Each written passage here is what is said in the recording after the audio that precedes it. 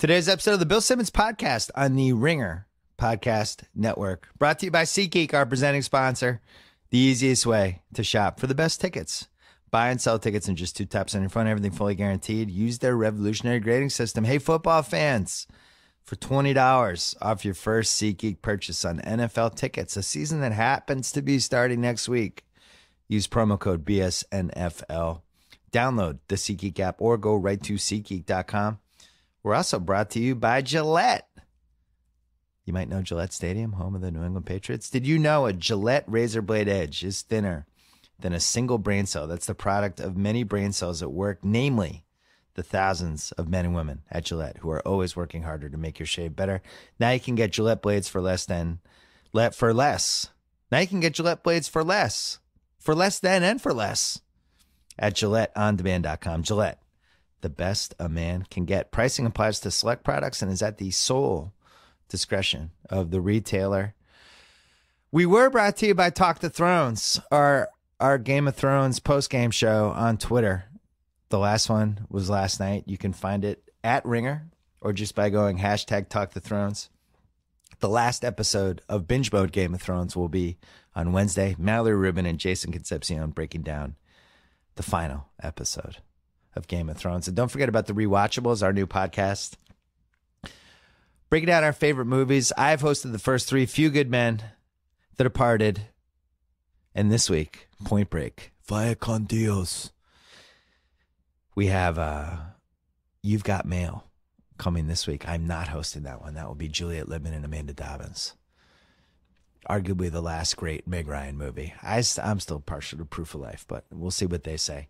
But you can download the Rewatchables or subscribe wherever you get your podcasts. Coming up, part 2 of the Kevin Durant podcast that we taped on Wednesday night in Los Angeles. In part 1, we talked about the Kyrie Irving trade, as well as we started a mailbag. And in part 2, we kept going with the mailbag, and it started to get a little crazier as it went along. And then finally, we just started talking about all the teams in the NBA. And at that point, it was almost 2 hours, and we realized that we had been going on too long. But here's part 2. Kevin Durant, the 4th time we have done this together. My favorite of the 4, personally, but we'll see what you think. Thanks to all the listeners who sent mailbag questions. We appreciate it. Here it is, part 2. But first, Pearl Jam.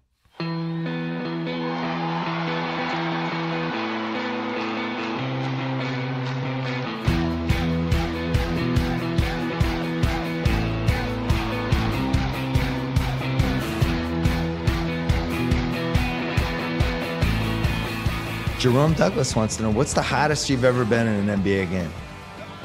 Hottest? Hottest. I was 19 for like 28 against Denver. I had 51. That was like 2012. The basket did the thing where it just seemed like it was gigantic? Man, it didn't seem gigantic. It's just like my shots felt good, but they were swishing. I was like swishing a lot of them. You've never had like your random 70-point explosion crazy game? I never looked for those. But if they started happening, you would go with it. Oh, of course, but I got to be blistering hot. I'm not looking to get blistering hot, though. I'm looking to like... You know the game you got hurt in Golden State? I was hot. You had 30 at halftime, right? But I had to slow roll it the second half because they'd have been doubling. They'd have been running everybody at me. I would have ended up with probably 42. So I kind of know how the game's going to go. So I'd rather have like 20 and a half, end up with like 28, and I'd rather do that for like 2 weeks straight than get 70 and then 15, then 12, then right. You know what I'm saying? I'd rather do 30 for 2 weeks straight than have one big outburst. You're going to love this question. This is from Jeff in Chicopee, Massachusetts. As a basketball official, I'm wondering, how do you like a game officiated?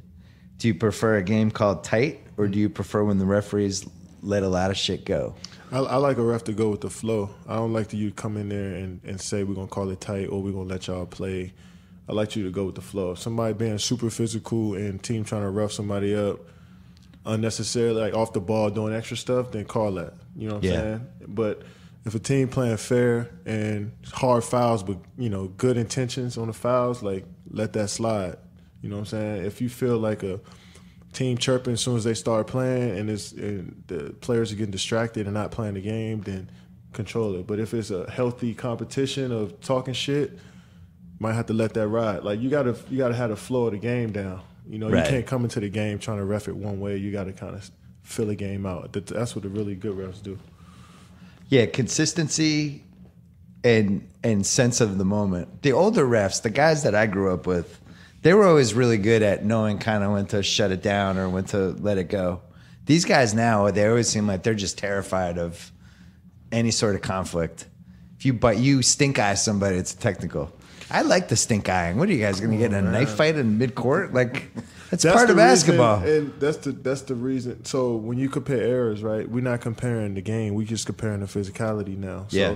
like, back then, that stuff was cool. It made it fun. It was like watching hockey, you seeing all them damn fouls and all those flagrants.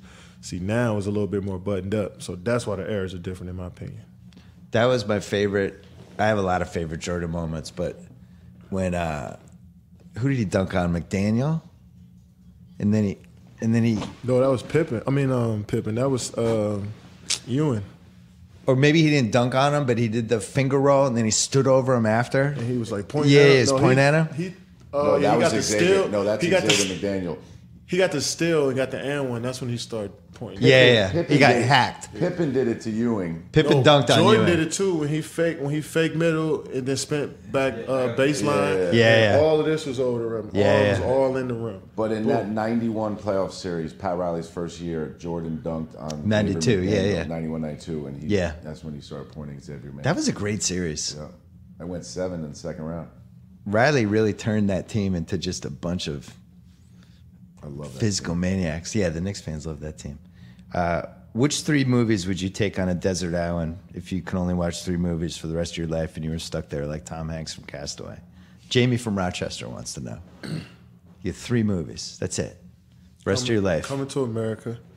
Okay. You gotta have a mob movie in there, so I'm trying to pick between either Godfather or Goodfellas. I want something long that I can watch. All right, I'll let you take both. Because I want 3. Godfather, Okay. first one.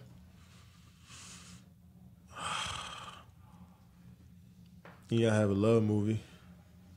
A love movie? Yeah, you gotta have some different emotions. Shit. Like a If you rom-com? If you're over there by yourself, damn, you wanna spice it up a little bit, right?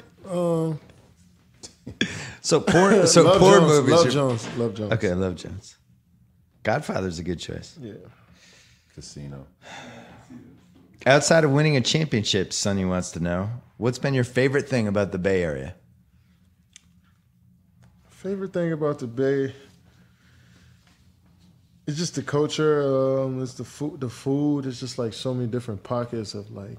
It feels like mom and pop stores, mom and pop restaurants. I mean, like, in different pockets of the San Francisco and the Bay Area and Oakland. It's like so many small, like really boutique restaurants, and the culture in there is just like, overwhelming, and it's just like you really get entrenched in that. Like just different restaurants, you tell they take it really, really serious, and I never experienced nothing like that. So I think that was cool. Just different restaurant experiences out there. I swear I didn't write this question. Kev Deuce did, whoever that is. I'm a Celtics fan who was pretty sure Danny Ainge was going to take you first in 2007. Was he going to take you if they got the pick? I heard he was. He said he was. Yeah, I heard I read an article. He said he was going to do that. I heard he was. Yeah. That'd have been bold. I heard. That'd have been bold. I think there was another team that would have done it too. Really? Yeah, I think there was 2. I can't remember the second one. We had some Portland questions in here too, but I haven't gotten into it yet. Oh, Tyler from Bentonville, Arkansas wants to know, what's the best place to eat at in D.C. if you could only have one meal there? Home of the Walmart. Bentonville, right? Huh? He's from Bentonville? Bentonville, Arkansas. Yeah, it's home of Walmart. Okay. Random fact. In D.C., I would go to Keith and Sons and see Pleasant, Maryland. That's like perfect soul food. Okay. What do players around the league really think about the Knicks situation? Wants to know Julian, a New York transplant in Los Angeles. Are you even have any opinion on it? Well, everything starts at the top. You got bad leadership at the top. It's going to just trickle down to everybody else. So once you get the bad leader out, then. So the players are really aware of this when there's certain teams that seem like they're not being maybe crisply run. Yeah. When your players is so much separation between the front office and your players. You got to come from the top. There's no communication from the owner down to the GM. So when the GM want to make a decision, you got to talk to the owner, and he know where to be found, or he don't care. Then you kind of stuck, and that causes tension. I think that's the biggest thing that's different about your generation and the motivations you guys have to play wherever is that in the old days it was just like get me to a big city or get me to a place where I can be seen and be famous. But now it doesn't really matter as much where you play because everybody's league pass and a team. You're in Oklahoma City, you're on TV all the time. Mm-hmm. Now it seems like the teams are like who's well run or the players. Yep. Who's well run? Who's the owner? Yep. Do they have a plan? You can feel it. You can feel it shifting. In a stable situation, man. You want to have fun playing ball and have a chance to win. Like you're not gonna win the championship every year. Dudes are not making decisions solely based off of am I gonna win the championship? Do I got a chance? Do we got a chance? Cool. Is it a good environment? Cool. Do I like my teammates? Do I like the city? There's a lot of factors that go into to dudes making these decisions, not just off of am I gonna win the championship or am I gonna make some money? Like. Yeah. It's not that black and white. John from Philly wants to know what was the clutchest basketball play of your career? Clutchest? Yeah, clutchest. I don't know if that's a word. Most clutch. Most clutch. Game 3 of the finals. That's what I said too. Connor Link wants to know, hearing your name dropped by so many rappers must be a humbling feeling. What was the best drop? And also, why do you think basketball players share such a unique connection with the world of hip hop, which is really 1,000% true? I would say it is a unique connection. Why is it unique? Because it's just unique. Basketball and hip hop. I don't know why it goes together. Why is it looked at as unique though? Because like nobody says like football and hip hop goes together. It seems like it's specific for baseball that sport. Yeah, baseball and country. I see what you're saying. First question again was when your name gets dropped. Oh yeah, it's just respect. You know. What was the first time it happened? Man, Wale dropped my name in a song when I was in college, and I was like, damn, I rewinded it back a couple times. You know what I'm saying? It's just a respect. They watching. I appreciate that. I don't know what this. And why do we have such a huge connection with hip hop? Maybe there's no answer. Well, majority of the players are black, and the majority of the players who are black grew up on hip hop,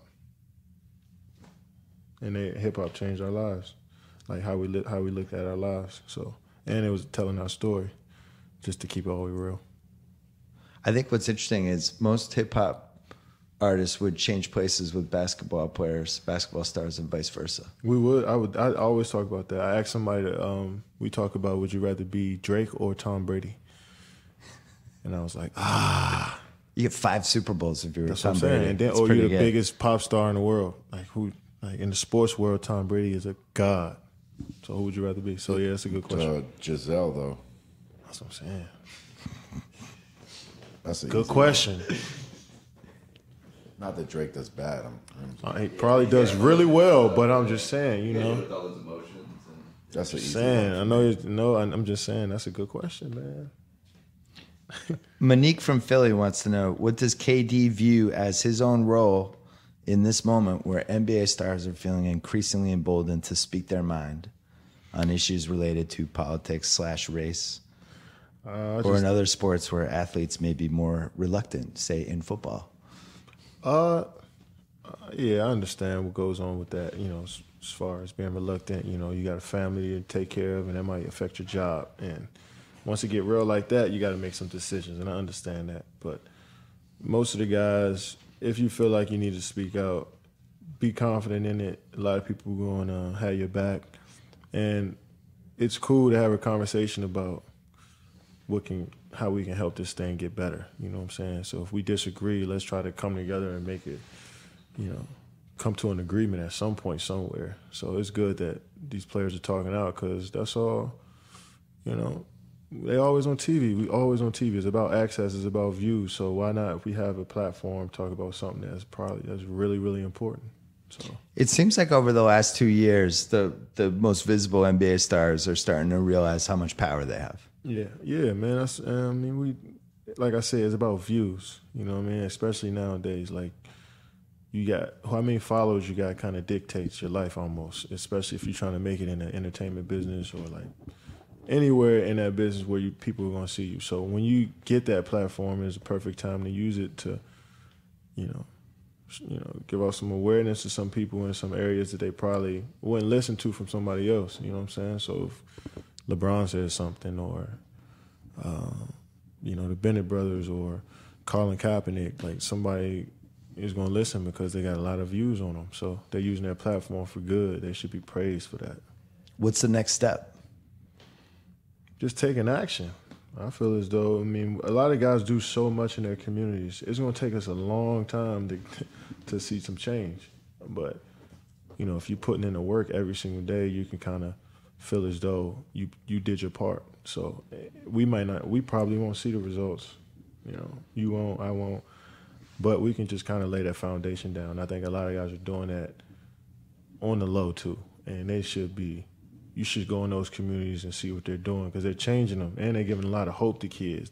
It may not be like giving money out or donating, but like, imagine coming from a small ass neighborhood, Bentonville, Arkansas, yeah. and an NBA player makes it out of there, and people see him on TV. You know how big that is for that city, that region? Like, that goes a long way. That's sometimes bigger than donating money. You know what I'm saying? So that's what these players are doing. And when they go back to their neighborhoods and just show, and so people can see what they did, that goes a long way. And I've seen so many players that give so much hope to people, not just athletes, but to people in general. It seems like your generation is more involved with their own communities that they came from than any other generation in the league. It's not like it wasn't happening before, but it's just so your much, generation's really into it. It's just so much separation now, because we're seeing the racism now. We're seeing the police brutality now. Like, it always happened, but now it's, like I said, it's about views. So we're seeing it now. So now, like, when you see so much separation, it's just like, I want to just stay close to home.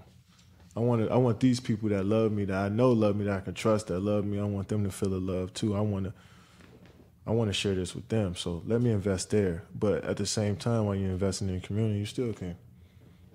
Community that you play in, grab that community too, bring them together.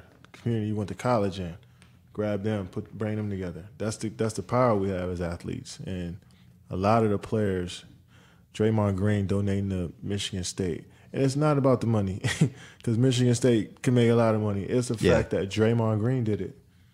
And if you walk in Michigan State's facility and see Draymond Green practice gym, like, a player is going to be like, damn, man, I can get a building too. That goes a long way. And then kids that fans of Michigan State live in that area, they fans of Draymond Green, along with where he comes from. So I think that's why so many players are going back to their communities, just like, man, I need to feel some love again, because there's so much separation going on in our country. So, but along with going back, we still need to grab as many communities as we can to kind of bring everybody together. I did a podcast the other day. We were talking about why NBA players have taken such stature versus NFL players. And it's like, the 25th most famous NBA player is as famous as just about any NFL player. And you can see it with the social media followings. You see it with the commercials, all that stuff. Yeah. Why do you think that is? They wear helmets, and there's so many of them. But in basketball, one player can kind of change a team. In football, like, it has to be the quarterback. Yeah. You know what I'm saying? Receiver has a big, all those players, are important to the big group, but the quarterback kind of drives the whole thing. So I think the biggest difference, you need somebody to blame, so you got to blame the quarterback or the kicker. You know what I'm saying? So you can't blame the defensive lineman, because you don't really know what he does. So they don't really know the game as much about, they know more about basketball than they do football, and they wear helmets. So If you're an 11-year-old kid now, and we make a lot. We make a lot of money. you make a lot of money, but your career's also long. If I'm an 11-year-old kid now and I'm a stud athlete, why would I want to be Le'Veon Bell? I might have a 9-year career. I'd be the best running back in the league, but come on, Bill. If I'm you, I get to play for 18 years, baby. What kid is thinking like that? I don't know. Okay. Well, if I'm a kid, that's why they play football. Yeah, maybe the dad. That's why they play football. That's a good point. It's much easier to play basketball, though. It is. All you need is it's find a rim. Though. It is fun. Did really you ever reach a point where you're like, I'd love to do this, but I'm just too tall now. I can't play football. Would you have played football if you were like 6'5"? I'd have played more football if I was shorter and I was a little wider. Yeah. But yeah, I tried to play football. What was that? There was a lockout game when you and LeBron. There's video of that. I just can't. That was hilarious. I can't get hit. Like I can play football, but I can't get hit. That's when I'll just blank out. I can't get hit. That's why I stopped playing in the first place when I was young. I got hit one time, and I walked straight home. For real. My mom was like, "You just quit?" I was like, "Yes, I'm not playing football." Let's take a quick break to talk about our friends at DirecTV. For over 20 years, DirecTV has been the exclusive home for NFL Sunday Ticket, the only way to get every live game every Sunday. And one of the only reasons I allowed myself to move to Los Angeles, because once DirecTV was a thing, you could live wherever you wanted and watch your favorite football team, baseball team, basketball team, whatever. Good news, NFL fans, DirecTV has expanded the service. If you live in an apartment or you are an enrolled college student, you can now get NFL Sunday Ticket without one of those satellites. Just get it streaming. To see if you're eligible, go online to NFLSundayTicket.tv. Stream every NFL Sunday Ticket game this season. Follow your team, no matter where you live. Use promo code Bill Simmons. Guess what? You save 15% with that promo code. Once again, that's NFLSundayTicket.tv. Promo code Bill Simmons. Watch all the football you want. Knock yourself out. NFLSundayTicket.tv. Back to Kevin Durant. Dylan wants to know, do you think the NBA will ever have a 4-point line, and do you wish they did? Nah, 3-pointers. What if it was from half court? Then what kind of game we playing? What, just the first 3 quarters? What kind of game we playing then? Rock and jock. Yeah, Steph would kill it though. I wouldn't play. That's it, you're out. I'm out. Yeah. Can't play like that. That's a joke. Doug Ziegler wants to know, what's your video game of choice right now? 2K.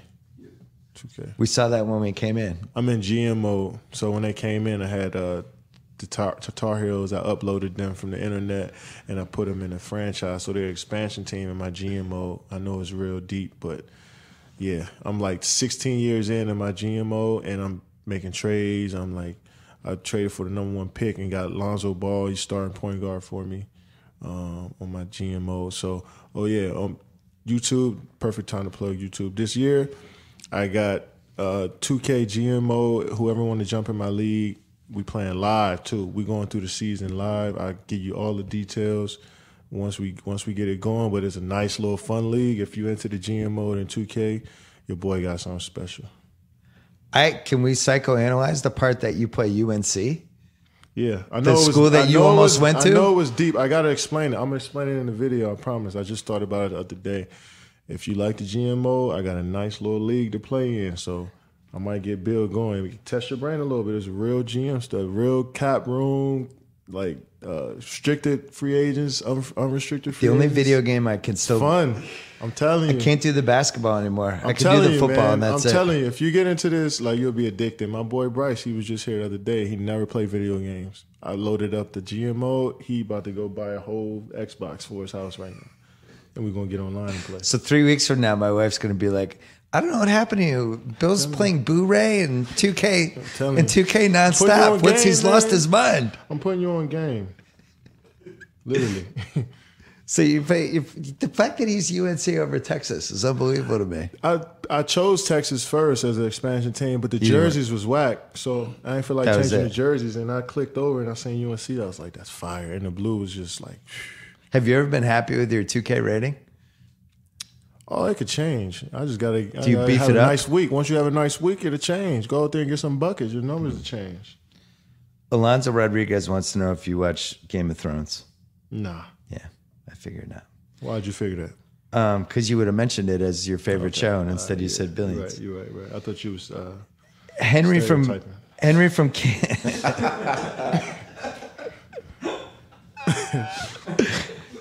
Canada wants to know if you could steal one move from any player of all time and take it for yourself, what would it be? He offered Hakeem's Dream Shake. You could just take it. Add that to your arsenal. I'd rather just shoot a turnaround jump shot. I don't need to do all of that. So you don't want anybody's move. Would you want Kareem's skyhook? No, I want somebody's move, but I don't want the I don't want the Dream Shake. Even though the Dream Shake is tough, I look stupid doing that. How about Kareem's skyhook? All of a sudden you have Kareem's skyhook in your arsenal. I'm not down there enough. Yeah. You know what you were talking about the other day? The Karl Malone move, remember? I got that. What is it? Talk about what you were saying about that. Oh yeah, Karl Malone was just simple. One dribble, hit you with the shoulder, fade away. Every play. Oh yeah. That's a great move. But he weighed like 280 pounds. So when he touched you with your shoulder, you went flying backwards. But I'm a little longer than the player, so that's my shoulder, is my length. I got a million emails about the Hezzy pull-up Jimbo. Yep. Jimbo, yeah. The Jimmy. Hezzy pull-up Jimbo. The Jimmy is. But you never explained what it was. So it's a Hezzy. You know what a Hezzy is, right? Yeah. Do you? Hesitation. Yeah. So you Hezzy with the left. So when I seen Markelle Fultz do it, he Hezzy with the left. And he ain't put it back down. He went straight into the shot. That's tough. And the dude who taught him that taught me that. So I know the hours of work he put in on that. I don't know what a Jimbo is though. It's a jump shot, Jimmy. You knew that. I've never heard Everybody the Jimbo. got different names. I call it a Jimmy. I just threw the Jimbo How on could there. he, if you hesitate and pull up, what else could be left after that? I didn't know if I knew the Jimbo. I figured it was a variation of the jumper, but I didn't know if it was some Jimmy. sort of. Yeah, I call it a Jimmy. Oh, I see what you're saying. Do you have any other weird phrases like that? I mean, Or is that- I can't just say it right here. It just come to mind when I see it, a move. Mike from Cleveland wants to know what's the worst you've ever been dunked on. I know you know.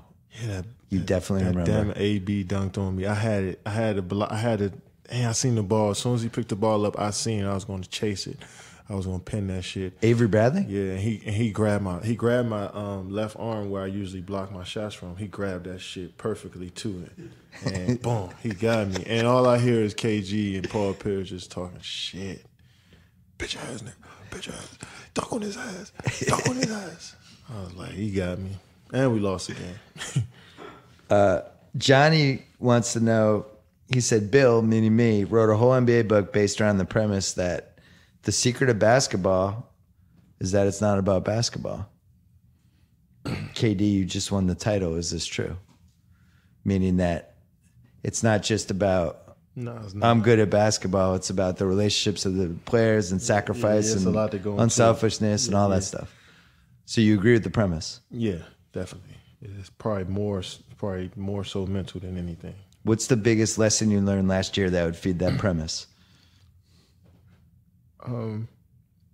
It's okay to tell people to fuck off during the finals. Like during precious times of my season, it's hard to tell people to get out my face. I don't wanna You talk talking to about teammates or people in your life? Not teammates, just family, friends. Like, I don't have time to talk to you right now. I don't feel like talking to you right now. My focus is on something else. Yeah. It's okay to say that because they'll understand, you know. It's not me being mean. Once I realize that, like, no, I'm in the zone right now. I don't feel like talking about this, or I don't want to watch this, or just leave me alone. You know what I mean? Right. Like, let me just focus on what I want to. Let me think about what I want to. And, like, you really can, like, shelter yourself in a good way from people, from stuff that doesn't matter. It's not important at all, because we always focus on stuff that's not important. That's what everybody does. So once you focus on, like, just one thing, and you know you have a passion and love for it, man, it took me to another level of, like, joy of the game. It was fun. So you told Rich to fuck off? No. My thing was, Rich, no. If you were there when we played Utah in December, if you was at a game and you stayed at my house or you came and visited me, you can come during the finals. If you didn't, then don't come. Don't try to come to the finals game. You know what I'm saying? You get what I mean? Like, if you come in the dog days of my, like, you know what I mean? When don't feel like going to practice, and you know that, you can see that, then you can come hang out. But if not, then there was only a few people. Ryan Sullivan wants to know who has the greatest step back hezzy Jimbo in the league right now. Step back hezzy, you can't do that. What do you mean? You can't step back and then head, no, like. Nah. I'm just reading the question. T-Mac had the best all time. T-Mac was nice. His was the best.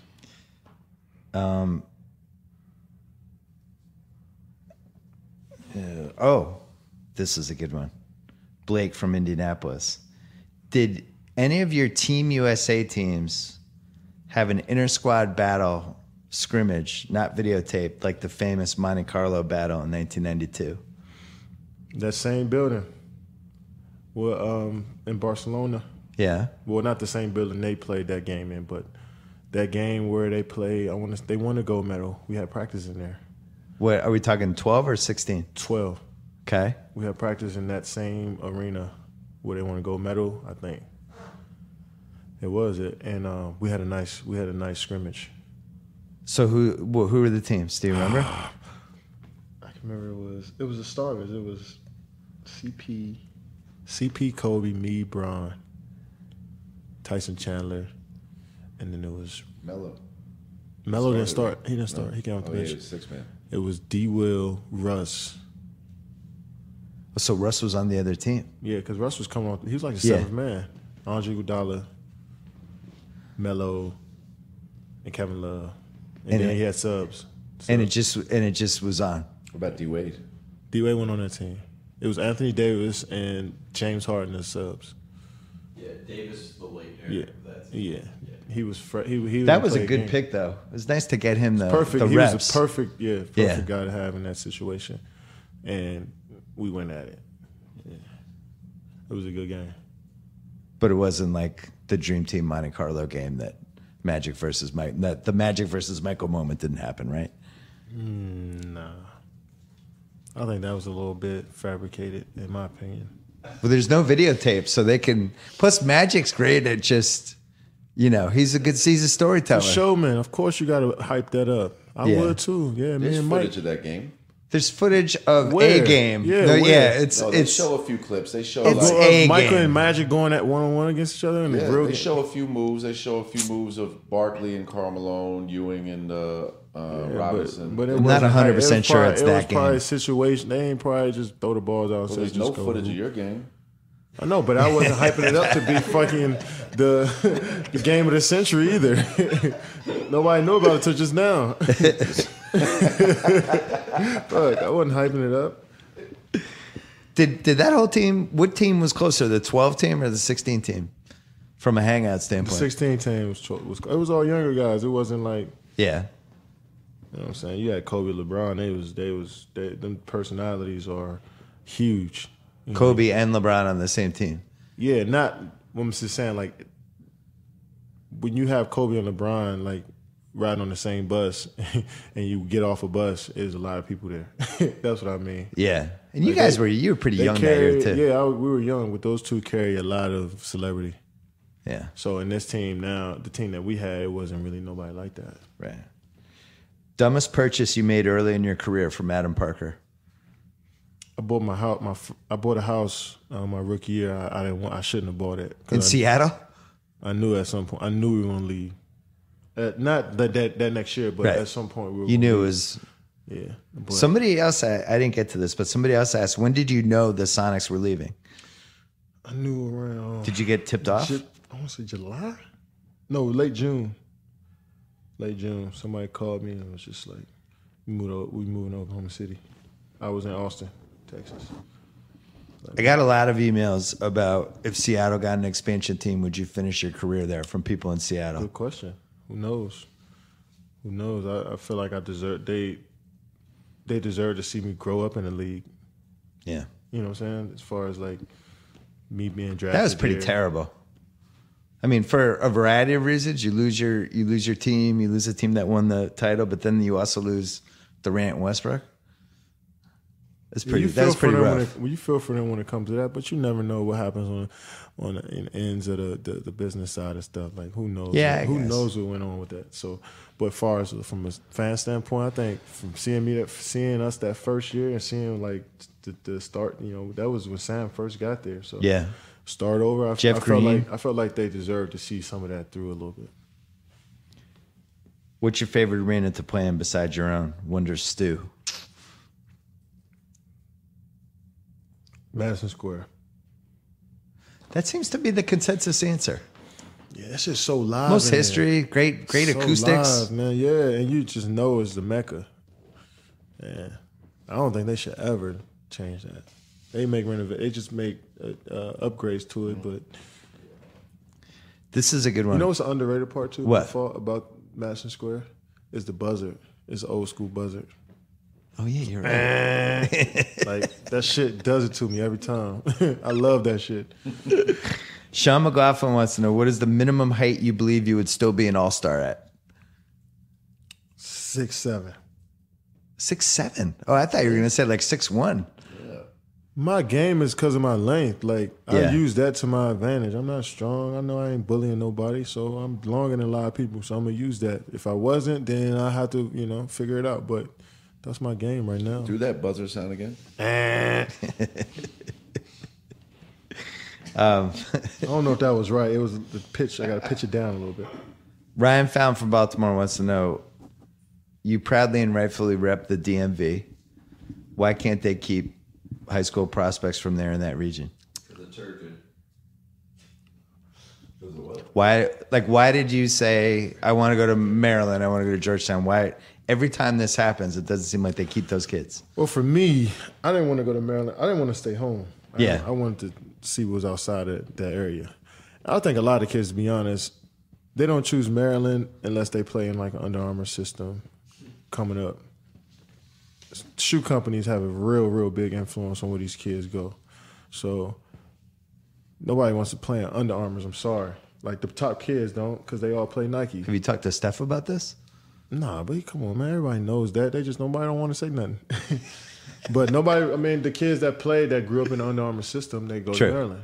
And those kids in Georgetown, like that system kind of was, nobody wanted to play in it no more. It was cool early on, but the kids want to play up and down now. So yeah, I think Pat's going to change that up, though. Let's end on this one. From Big Dax. As good, parentheses, really great as you are right now, do you think you can still get better, and how? Or are you at the point where you have peaked as a basketball player and now you just have to maintain it? Yeah. That's a good question. Yeah. How old are you now? I'm 28, about to be 29 in September. So you're right around. I'm right around. This is apex territory. But I look at my career and like since I first started, like where am I at when I first started playing? And I mastered a lot of the game individually. Like scoring the ball, I feel like I've mastered how to score from every area and how to make a shot from every point, every spot on the floor. And it's not about like the moves I got. It was just like making a shot at every single spot on the floor. I mastered that.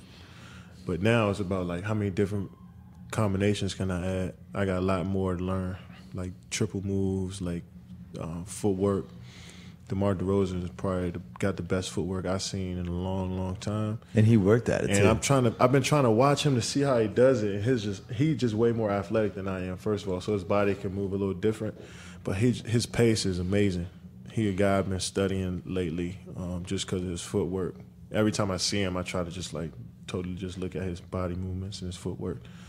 I think that's where I can get better. Just trying to beat my defender just a little bit, not off of just length and athleticism, but footwork. I'm not there yet at all, but that's the next step, I think. Quick break to talk about one of our oldest friends of the BS podcast, MeUndies. Summer is the perfect time to upgrade your underwear drawer because everyone is thinking about looking good and feeling good. MeUndies are the ultimate feel-good undies. Designed in LA, every pair of MeUndies is made with micro-modal of fabric 3 times softer than cotton. Their soft, stretchy undies come in an ever-changing array of colors and patterns. No matter what your style, they've got something for you. They also release new limited edition patterns each month that always sell out. And for the fellas, MeUndies Diamond Seam Pouch cradles your jewels. I like that. And gives your stuff the support it needs without feeling too tight. I can vouch for this because I wear MeUndies all the time. I like to have my jewels cradled. Meanwhile, ladies will love the soft, eco-friendly fabric, 100% satisfaction guaranteed. Right now, you'll save 20% off your first pair and receive free shipping only at MeUndies.com. MeUndies.com/BS. If you don't love your first pair of MeUndies, they're free. Once again, go to MeUndies.com/BS to get 20% off, free shipping, and 100% satisfaction guaranteed of the best, softest underwear you will ever own. It's a limited time offer. What are you waiting for? Start wearing the best underwear of your life. Go to MeUndies.com/BS right now. I have a weird theory about this season. I don't know if it's going to be borne out to be true or not. You notice what they did with the schedule, right? They spread out the season a little bit. There's no more 4 games in 5 nights. Perfect. Seems like guys are going to be a little more rested. I'm wondering how it's going to affect like stats and the potential of guys to, I don't know, just be better week to week. Oh, you want more like triple doubles every week and 40-point nights. You know, I don't care about rebound games. I don't care about triple doubles. No, I'm talking saying, about stats.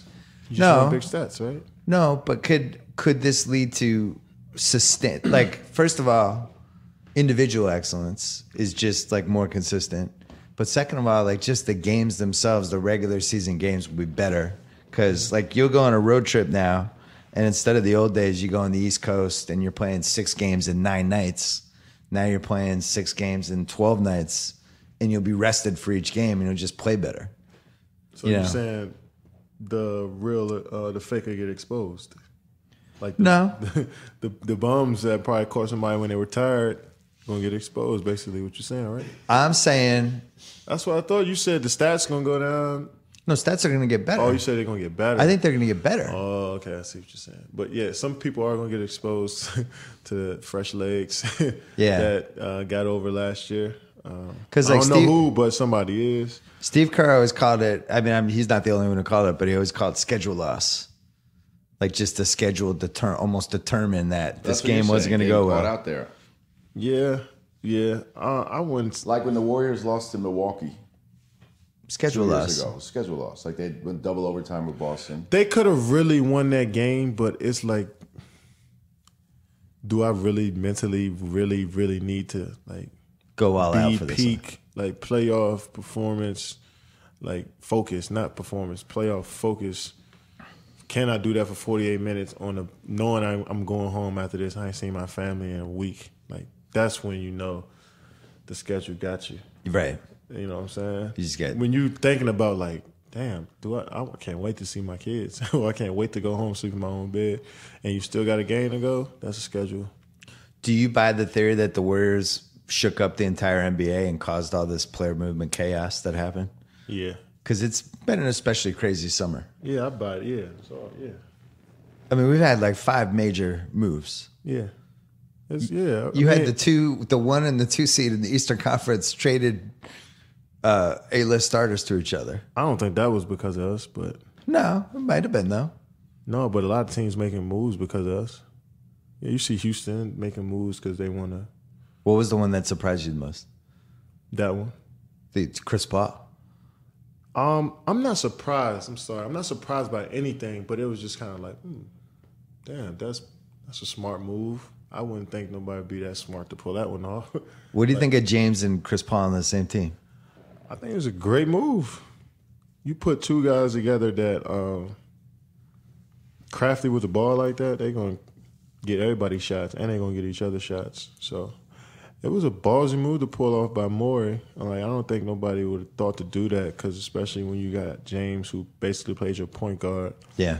You really have to have some type of, like, clarity, you know, when you're making a decision like that, because it's just like, he played well last year, but he cannot sustain this. Like, you got to know that, you know, you can't just look at the numbers. So you could tell that he actually, like, seeing some stuff within his team. He paid attention. What about that. PG to OKC? That was a shock, too. That was a shock because PG was one of your favorite opponents. Yeah. Any 3-man that I feel is all the threes, players that play my position. That's the only players I'm really rivaling with. Like, I don't rival with no other players.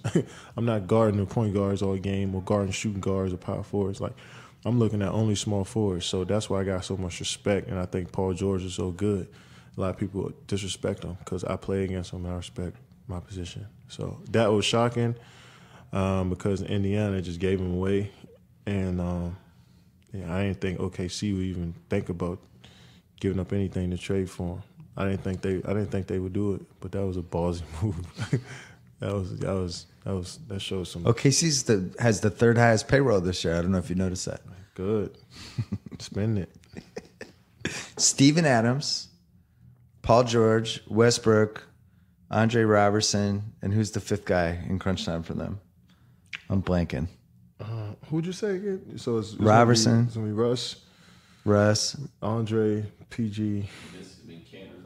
no, Steven Adams, Patrick Patterson. Patrick Patterson. And, So that's their crunch time probably. It's a good no, squad. no. It's gonna be they're gonna probably go Rush. Who the sixth man?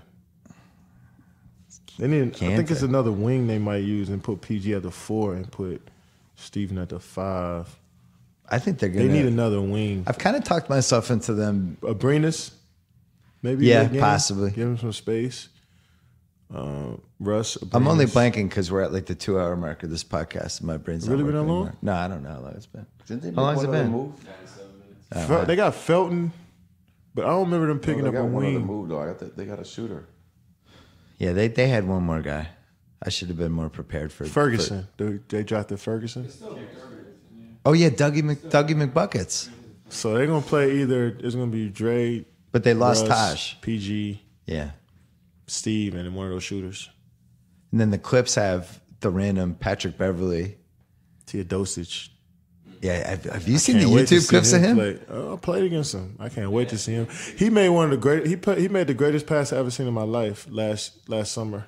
We all was like, "Yo, how the hell do you see that?" He was running like towards the sideline, and he flicked it around his head like through two people on the dime, like, and he's at the 3-point line and flicked it to somebody over his head. He was with his right hand and hit him on the dime. Yeah. And it kind of faked me out. I spent in a circle. I'm like, that was the greatest pass I ever seen in my life from anybody. Best pass I ever seen. So I'm excited to see how he plays. What is DeAndre saying about the revamped Clippers? They like it. I know He your excited. buddies. He excited about it. They all felt. Me and Deion, that's my best friend. Like, Yeah. really. So you could tell that at some point that everybody there needed some new life and energy. Whether it's somebody was leaving or somebody was bringing in another big player, like they needed some new energy. And you can sense that now with the Clips, especially with Doc just being the head coach now. I think that's going to be good for him. And this is all my opinion, so anybody getting offended by it, I'm sorry. Just how I feel. Listen, I went to a couple of Let those me finish regular my season Clippers games. analysis. Yeah, no, I'm just agreeing with you, but go ahead. Okay. So, but you got two good point guards. You got starting point guard as your backup. And then you got a rational, confident Austin Rivers who can go off and get you 30. But He's got some Deion Waiters DNA in him. him and Deion Waiters are on the same island. Yeah. Or right next door to each other. He's got a river. He's got a. He's got a canal. No, he's got a little canal that leads into Waiters Island. channel. A channel, yeah. He got a channel. He's confident, so they should be good. Blake, now he's the man. Gallinari. Now Blake's the man. So My issue with all the moves they made, I like the team on paper, but those guys got to stay in the court. Like Gallinari's great, but he misses. Their ability. I think their ability is an underrated But- NBA skill. Got to stay in the no court. more 4 or 5 nights. It's not a shorter, but the schedule is stretched out longer. So Your boy D. let's be optimistic about injuries this year too. All right, let's I'm just hoping. hope that the schedule prevents Nobody a lot who of likes injuries this year. injuries. Yeah, Yes, you I were agree. against my So- schedule So comment. Gallinari and Blake Griffin are gonna have healthy seasons. Well, Blake's not going to be back till December, but when he he's comes back, he's gonna have a healthy season along with a lot of players in the league because it's a stretched out season, and they're going. Are you ready to play in a league where Deion Waiters has a $52 million contract? Hell yeah! It's about time, more. He right? should have got more, That's going to be a fun team. but he know that's his fault. He knows why. He could have got more. He fucked around. Or you thought he waited too long? Nah, he could. He's supposed to be better. He know that. He waited too long to do what he's doing in Miami, I think. We're going to take a quick break to talk about Blinkist. The world's most successful people all have one thing in common. They are hungry for knowledge, reading and learning every chance they get. Since you're listening to this podcast, you might feel the same way. Well, introducing the Blinkist app, over 2,000 best-selling nonfiction books transformed into powerful packs you can read or listen to in just 15 minutes. Learn essential ideas from the best books in your field or subjects you never knew you loved: productivity, business, science. With Blinkist, you can feast your mind on key ideas from best-selling nonfiction books like How Champions Think, Shoe Dog, Mindful Athlete. I don't see the book of basketball in here. I hope I'm in there somewhere. All on your way home, because Blinkist gives you big ideas in small packages, more knowledge, less time, and not to mention their team is constantly adding new titles from best of lists. You're always getting the most powerful ideas in a convenient made-for-mobile format. No wonder Blinkist was chosen in Apple and Google's best of selection for 2 years. Right now, they have a special offer just for our audience. That's you. Blinkist.com/BS. You get a free trial or 3 months off your yearly plan when you join today. That is BLINKIST.com/BS. Start your free trial or get 3 months off your yearly plan. Back to the podcast. Oh, yeah, we didn't talk about Minnesota. I did a podcast with Jimmy like a month ago. He was excited. He was? He said he's the best. He was hurt. I could tell he was hurt. He got traded. Oh, he definitely was. Well, because they blindsided him. Yeah. He was in Paris. Ain't no loyalty, man. Do your thing, Jimmy. Jimmy said he's the He best. was in Paris at Fashion Week with D Wade. Right. Them boys had on nice clothes, good fabrics. And yeah, I don't know if I believe that story 100%. I do not believe that. I don't believe D Wade plays cards. Oh, interesting. Shocker.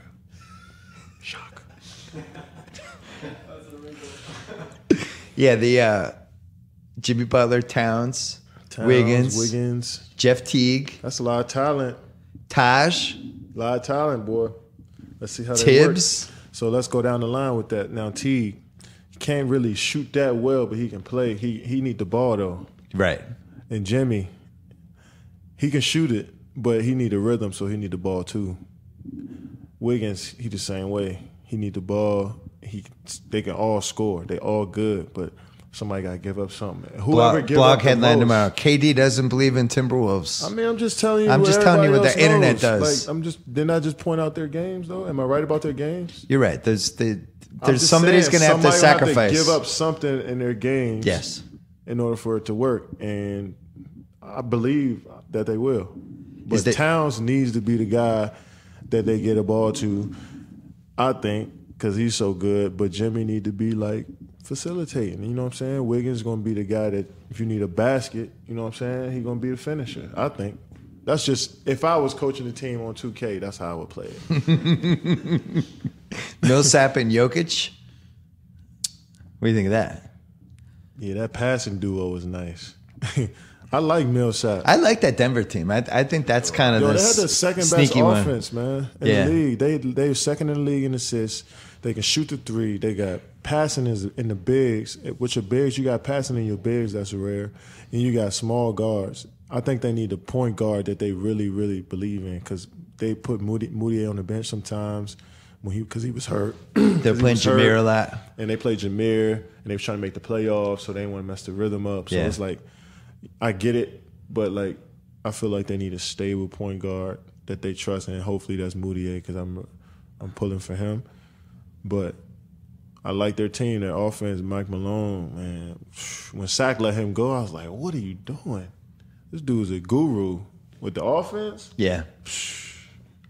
So yeah, it'll be interesting to see if Murray can make a little bit of a leap in his second year. He was up and down. See, Murray is he's Lou Williams. Like, he's a not new improved, because Lou is still getting it. He's Lou Williams to me, I think, on a good team. Yeah. I'm looking at these guys on like the championship level teams, like how they're gonna play in June. Yeah. Oh, we didn't say Lou Will in the Clips either, right? Oh yeah, I forgot Lou Will on the Clips. He's going to be Lou Williams on the Clips. He's going to get buckets on the Clips. Yeah. Lou will be Lou Will. I actually like this Clips team, as if they can I like just the get Clips, everybody out man. there. I like the Clips. I like Denver, man. But who are we talking about? We're talking about Denver. Oh yeah, but Jamal Murray, I think he can shoot it, man. He can shoot it. And It's funny that you judge people like that because that's how I judge people too. I'm all I think about is June. Yeah. So I see like when we traded down to I use we with the Celtics, Jason Tatum, and I'm just thinking like in June what happens? How are you gonna play against the best teams? Is he playing? Who's he guarding? Yeah, what do the Warriors do against him? All that stuff. Exactly. And I think he could be Tatum in the second. or I think he'd be on the second unit. Tatum? Or Tatum. Murray? But in June, Are no, we talking Jason about Tatum. Tatum? No, I switched to Tatum. All right, Tatum. He's second unit, but I can't imagine him actually like being out there in crunch time in June. He's talented to be out there, talented enough to be out there crunch time. Eventually. Yeah, but he got to figure the rhythm of the game out first. He got to figure out like if it's how he gonna play first. Right. He's talented You would enough. hope by June he would. Yeah, by June he will. Just like Jaylen Brown, he finding his way. You Right. can tell he finding his way because they play so many games, Because so many I- practices. when it was- and they got good coaching and coaching staff, man. That Yeah. helps. That helps. When it was Josh Jackson versus Tatum, I just kept thinking like I really like Josh Jackson, but I know in June they're not guarding him. They're 4 feet off him, daring him to shoot. Now, So how does that help us? I mean, 3 years from now, he might fix that. Kawhi fixed but the then shot. again, like you get somebody open three after open three, he'll start feeling confident, and then confidence take over in mechanics any day, I think. So when you start making shots, you feel like you're a shooter, and that confidence can just. He looked like a confident player, so that confidence just push him into being a good shooter. So in a good system, he'll be all right. Josh Jackson, anybody y'all that got in that system like Josh Jackson, if y'all wanted to wing, he'd have been good there for y'all too. But That was the case for Josh Jackson. Is everybody said he's like an alpha dog. He's super confident dude. The one flaw against him is his outside shot and the mechanics. Who knows? So what's the Celtics 8 now? Kyrie. I think Jalen's going to start at the 2. Jaylen Brown at the 2. Hayward. no Marcus. Yeah, Marcus Smart, your Morris. backup port. I think he's the third guard who could Yeah. swing back hold and on. forth. So Hayward, Marcus Morris. Marcus Horford. Moore and Horford. I like the big man that they Aaron traded in Baines. Cleveland, by the way. Zizic. Marcus Yeah. Morris gonna be a 4. I think he'll start at power forward or the 4. And then Baines, Tatum, I like Baines. Damn, that's a good pickup for y'all. Marcus Huge Smart, pickup. and Y'all need a Rozier. rebounding. Y'all need a rebound. And he's tough. Marcus Smart and who? And Rozier. Good 2 guards. I like both of them. And then they need this French kid to potentially be good. Who was that? Yabusele. And then next First year, rounder what for pick do Jersey. they have now? They have theirs. So they traded the Brooklyn pick. Yeah. And I think the thinking was Brooklyn has no reason to tank. And they actually got a little bit better. And maybe that pick falls out of the top 5. They kept the Lakers pick. So if it falls 2, 3, 4, 5, they get the pick. Just it's only protected for 1. Protected 1. If it falls to 6, it rolls over and becomes the Kings pick the next year. And it's gone. So you got 4 they're slashes. So I'm rooting against the Lakers this year, which I would have done anyway. The assets have dwindled. Not really. They have that pick. They have all their own picks, and they have the Memphis first rounder that becomes unprotected in like 3 years. So they still have Memphis will some be stuff. bad in a few years. You would think. Their pick, but Boston's pick will be the end of the first round now. Yeah. But the key thing for them is the salaries all match now because now it's like Hayward, Horford, Kyrie. They know those 3 threes salaries for this are year, next good. year. Yeah. They have Tatum and Brown on rookie contracts. Now they got to figure out the Marcus extension. But now they know. It's like what you guys have. And there was where you no guys way- you there guys was know no the way they were gonna salaries. Be able to keep Bradley. That's the one that I haven't reconciled that one yet. I don't know. See how you traded him. You could have kept him on that team. Oh my gosh. Yeah. If they knew Kyrie was going to be, I think if they could go back now, maybe they walk that back. Avery he would get hurt every once in a while. Like he would always have some nagging injury. I think that was one of their fears. But man, that dude was a baller. He made big shots too. Yeah, he made some huge shots. I like that. He had good games against you guys last year. Like he was. Yeah, He was, he did. I don't know. I always thought. I mean, nobody stops Curry, but he went at him. He made Curry work. You know. Yeah, that's all you're supposed to do. But no, it's good. I don't know. The Cleveland thing's weird because they're gonna have Isaiah and Love, who 2 defensive liabilities, but offensively, if Isaiah's back to where he was, They got D Rose. D Rose, I don't think they done dealing. really. I think they're gonna trade that pick. That center. What's his name again? Zizic. He's only 20 though. I know, but they have other Europeans they stashed too, Boston, right? Or are they all Yeah. on the team now? A couple more. But here's the thing with Cleveland trading that pick. If they think LeBron's leaving in a year, I'm saying how if do they you trade the pick, they know he's staying. right? So that would be the That's sign. what I'm basing it off of. Yeah. I think they know. I personally always said he was staying. I told him this. Really? I feel like he gonna just. That's me. I feel like he gonna end it in Cleveland. That's just crib. That's the crib now. He running and he's just going. I'm sure he's gonna turn that into some mega once he's done. Like he's gonna do. What something. do you want to bet on this? Um, I'm saying L.A. I bet Fat Sal's. Okay, I'm in. I'm betting L.A. L.A. I think he You goes to stand Lakers. on L.A. I think he goes to Fat Lakers. Sal's. Combo Mill. He's standing. I think the Lakers thing is I got him it standing makes a lot of Cleveland. sense. But all right, any last That's thoughts, a perfect Rich? way to end it. Yeah, any last thoughts, Rich? No. That was How'd the I best do one with we the had. usage rate? I actually thought it was too low. I wanted you to chime in like 3 more times. You got mad at me about Aaron Hernandez for some reason. That was fun. Like Aaron Hernandez, he's dead. That was fun. I did. I thought you was talking about Aaron Hernandez now. Like, he's nice. I felt like it was unnecessary. You rep. He was paying homage to his basketball skills. Yeah, I'm back when saying he was good at That's like a name- basketball. That's like a name you don't say though. Why not? It's like What? the boogeyman. You rep the Knicks, I thought, pretty well. Always. You yeah. might have The gotten old Jared Knicks, Wilkins' old That's team Knicks. wrong. crazy. He repped the Knicks, though. Old Knicks. Yeah. All right. Not the new regime. Yeah. Katie, this was fun as always. The quadrilogy. Thank you. Rich, thank you. Trilogy. Yeah, we'll figure out another. The mailbag thing was fun, right? Yeah, that was really All right, fun. maybe we'll do that again at some point. Sure. Thanks, everybody. Thanks to Gillette. Did you know a Gillette razor blade edge is thinner than a single brain cell? Well, you knew it because I said it earlier. That's the product of many brain cells at work, namely the thousands of men and women at Gillette always working harder to make your shave better. Now you can get Gillette blades for less at GilletteOnDemand.com. That's GilletteOnDemand.com. Gillette, the best a man can get. Pricing applies to select products and is at the sole discretion of the retailer. Thanks to SeatGeek, the official sponsor of the BS podcast. Don't forget about that deal for first timers for NFL tickets. Use promo code BSNFL when you go to SeatGeek. Don't forget about Miller Lite, the official beer of The Ringer and the official beer of our relaunch on our awesome red website, theringer.com. And finally, don't forget about the last episode of Binge Mode Game of Thrones. They're going to be breaking down the final episode of Game of Thrones. Mallory Rubin, Jason Concepcion. You can also hear Jason on the Rewatchables. We did Point Break this week, or last week. And this upcoming week, we have You Got Mail with Juliet Littman and Amanda Dobbins. Time to get a rom-com in there on the Rewatchables because they're about as rewatchable as anything. Thanks to all the listeners who sent emails for me and Kevin. And thanks, as always, to Kevin Durant, the Finals MVP. He loves throwing it down on these podcasts. We'll give you updates throughout the year to see what happens with him and Scarlett Johansson. I just want to be invited to the wedding. I'm happy to sit on either side of the aisle. I don't care, wherever they need bodies. Until then, later in the week, the BS Podcast coming back. See you soon.